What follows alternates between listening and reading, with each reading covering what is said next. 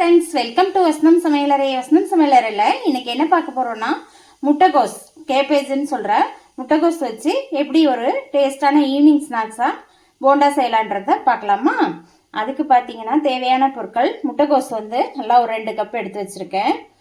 அதில் கட் பண்ண கருவேப்பிலை, மல்லித்தலை நல்லா ஒரு இது கைப்பிடி போட்டுக்கோங்க. அடுத்து பச்சை மிளகாய்,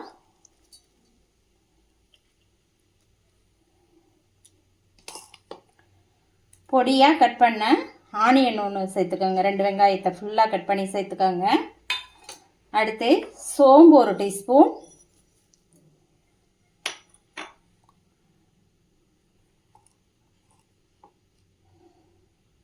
அடுத்து 1 டீஸ்பூன் மிளகாய்த்தூள்,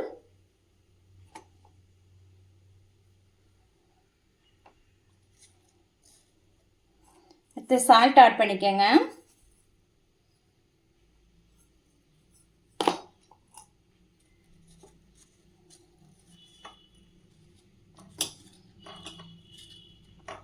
ஒரு பிஞ்சு அளவுக்கு சோடா உப்பு சேர்த்துக்கோங்க. இப்போ இது எல்லாத்தையுமே நல்லா கையில் பிசைஞ்சு விடுங்க. இதில் இருக்கிறதே தண்ணி விடும்.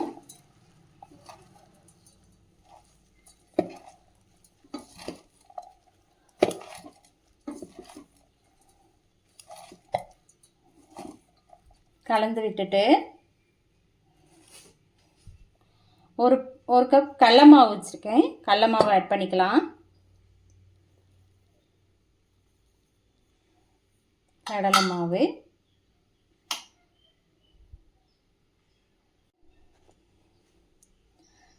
ஒரு கப், அதில் 1/4 கப் போதும் அரிசி மாவு.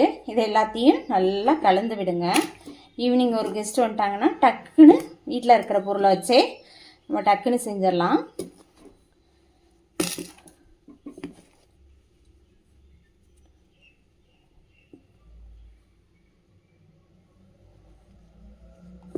நல்லா இது போல் கலந்து விடுங்க. கலந்துட்டு தேவையான அளவுக்கு மட்டும் தண்ணி தெளித்து கலந்துக்கலாம். இப்போ இது போல் கலந்து விடுங்க. இந்த மாதிரி இருக்கிற பக்கத்தில் லேசாக தண்ணியை லேசாக தெளித்து மிக்ஸ் பண்ணிக்கோங்க.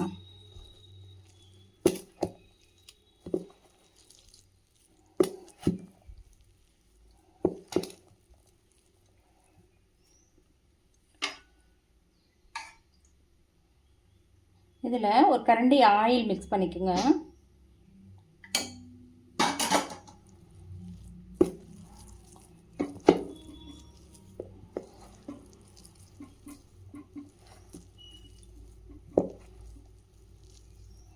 இந்த மாதிரி நல்லா கலந்து தண்ணியை தெளித்து ஆட் பண்ணிக்கோங்க.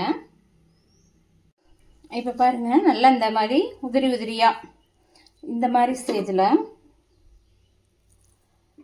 இப்படி எடுத்தோன்னா இந்த மாதிரி வரணும். இந்த மாதிரி இது பக்கோடாவாகவும் போடலாம், போண்டாவாக வேணுன்னா உருட்டி போடுங்க. அவ்வளோதான். இதெல்லாம் நல்லா பிசைஞ்சு விட்டாச்சு.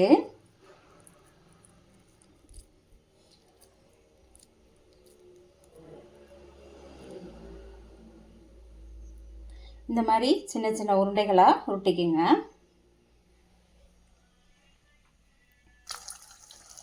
எண்ணெய் காஞ்சிருச்சு.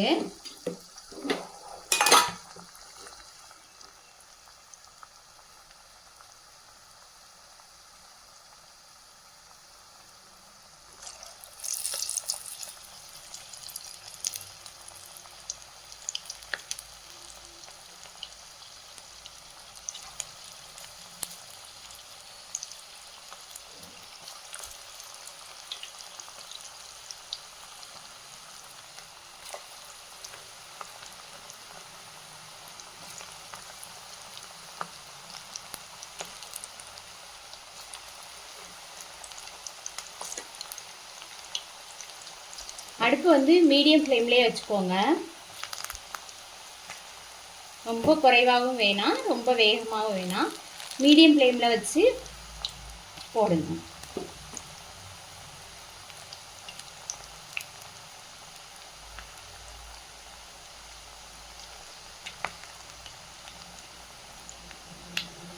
இப்படி எடுத்து இப்படியே போடுங்க, ரொம்ப உருட்ட வேண்டாம்.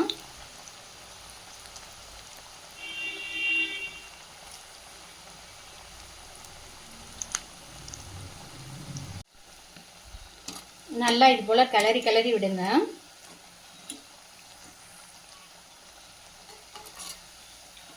இது போல் நல்லா கிளறி கிளறி அடிக்கடி விட்டோம்னா நல்லா இந்த எண்ணெய் வந்து இந்த பொங்கறது வந்து குறைஞ்சி வரும். அந்த ஸ்டேஜில் நல்லா வெந்துருச்சுன்னு அர்த்தம். இப்போ நம்மளோட முட்டைகோஸ் போண்டா நல்லா ரெடி ஆயிடுச்சு.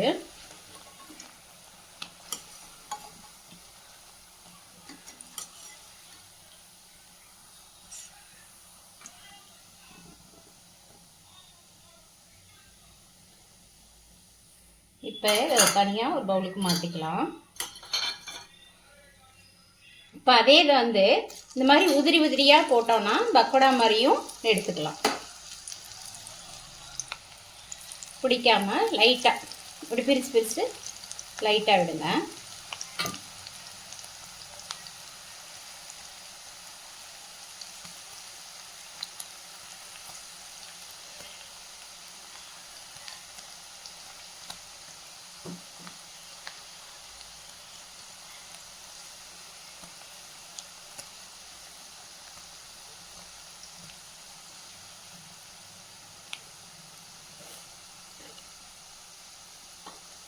இது வந்து போட்ட உடனே கிளறாதீங்க. ஒரு 2 நிமிஷம் விட்டுட்டு ஓரளவுக்கு செட் ஆனோம்னா டக்குன்னு கிளறி விடுங்க.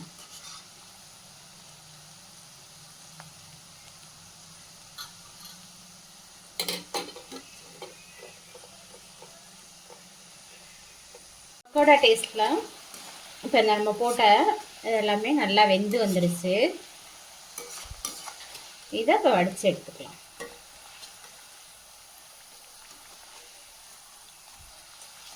பார்க்கவே நல்ல மணமாக கலகலன்னு இருக்கு.